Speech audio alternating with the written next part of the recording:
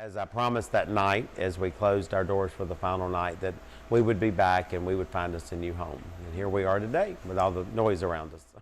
It's been 2 years since the well-known leather bar Atlanta Eagle closed its doors on Ponce de Leon Avenue.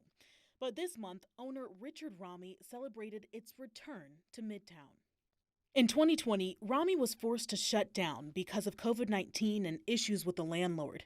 But the bar's story spans over 3 decades, back when Rami wasn't the owner, but a loyal patron. I had been a customer of the Atlanta Eagle for about 10 years. In 1997, after the passing of original owner Jay Evans, the Eagle filed for bankruptcy. That's when Rami decided to take it under his wing. I guess I decided I didn't want to lose my bar, so the next thing I knew, I was the owner of the Atlanta Eagle. Over the years, he's made a name for himself and Atlanta Eagle. His time on Ponce brought in loyal clientele who celebrated its return at Atlanta's Pride Festival this year. We had probably over 8,000 people hit the door throughout the weekend. They could see the different changes we had made, and everyone's very excited to see what we do and as we continue to get the bar ready. Rami isn't the only one creating a legacy.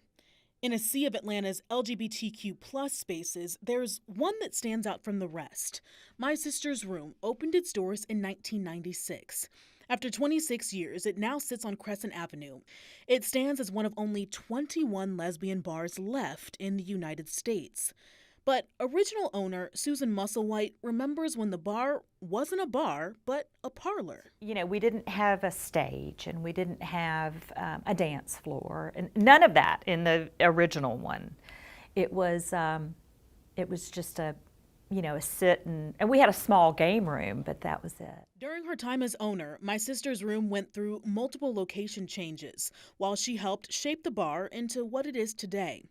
But in 2011, Musselwhite sold the bar to current owners Jen and Jamie to let the name live on. I couldn't possess it because it means so much to so many people, and I saw that. Even though Atlanta Eagle and MSR have beat the odds and made their mark on the city, not all of Atlanta's queer spaces can say the same. I think our community as a whole, I think we're all having challenges right now. There's other gay nightlife spots that are being threatened by MARTA or by big renovations in the areas that they're in. Rami says landlords and rising costs have pushed LGBTQ plus spaces out of business and out of town.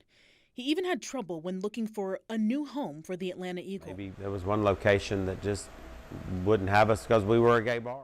Musselwhite has seen this issue going on for years. In 1998, she moved MSR for the first time because of development in the area. So the reason that happened was the rent went sky high in the Midtown Promenade, and it just wasn't feasible. It's just, we could only do so much. Earlier this year, MSR had its most recent location change.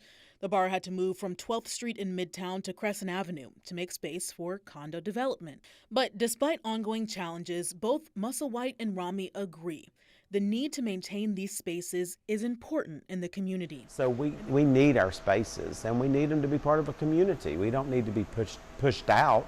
I mean, we need to be embraced. And they're looking forward to the future of Atlanta's LGBTQ plus businesses.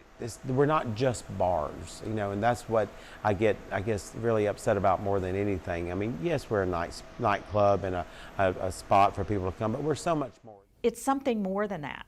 It has a heartbeat. It has its own heartbeat.